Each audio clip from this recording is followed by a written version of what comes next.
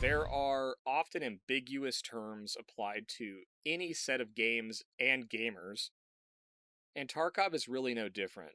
You've probably noticed, Ronald and I, when we're doing the show, that we've moved away as much as we can from terms like hardcore, casual, rat, Chad, because those can mean something different to everybody.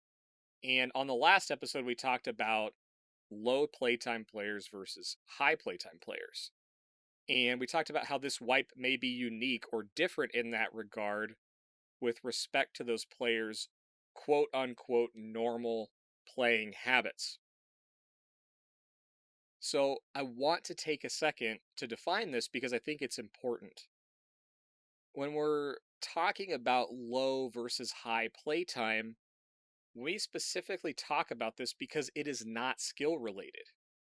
We are not saying that a person with few total hours in the game should expect or should be able to compete with someone with a ton of total hours in the game. That said, I do think we could all agree that the fun, the mystique, the magic of Tarkov is once you're in a raid, anything can happen, whether it's your first raid or your 2000th raid. So back to the low versus high playtime. The example that I would give is simply that a player who has played since Tarkov launched, let's say they have 3,000 hours in the game, but 4 months ago they got a new job, and they also had a baby. Now they only play on Friday nights for a couple hours. This would be a low playtime, high skill player with regards to how Ronald and I have been talking about that recently.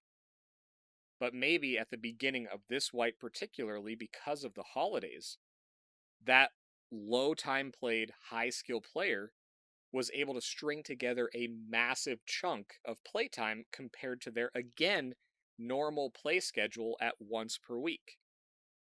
So I just want you to keep in mind that that's what we're talking about. And again, I just wanted to say sorry for the soapbox, but I think it's important to make the distinction between these high and low playtime on a normal week versus overall experience in the game, because some of the comments we've got back, Ronald and I generally both agree with. Specifically, he and I both agree that there is zero replacement. There is no way to replace spending time in the game, spending time out of the game, learning about Tarkov to get better at it. That's why we made the podcast, so that people that are listening or watching when they can't be playing can work on strategy. They can work on getting better at the game. So again, I just want to say sorry for any confusion that those terms caused, but that's the kind of lens that we're looking at the game through right now because of how unique this wipe was with regards to that. Yeah, I think it's an important distinction, one that needed some explanation. Thanks for doing that, because we talk about these terms and they definitely can mean a lot to anyone listening to it. So it's really interesting because the low time, high skill player, it's really easy to think of that person as just not being good because in the moment of right now, they're not playing a bunch.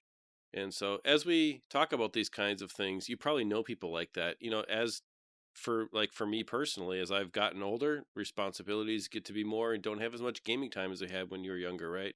And so life just kind of happens. So that's really what we're talking about. And I think it's just a reality of life that, gamers go through. And it's interesting because we're kind of the first group of gamers to hit this age. And we've talked about this in the past too, how gaming was really normal now for like our group, our age group and younger. And so it's just interesting how all that's worked out. But yep, I definitely think it was worth putting some clarity into that topic. So thanks for taking care of that.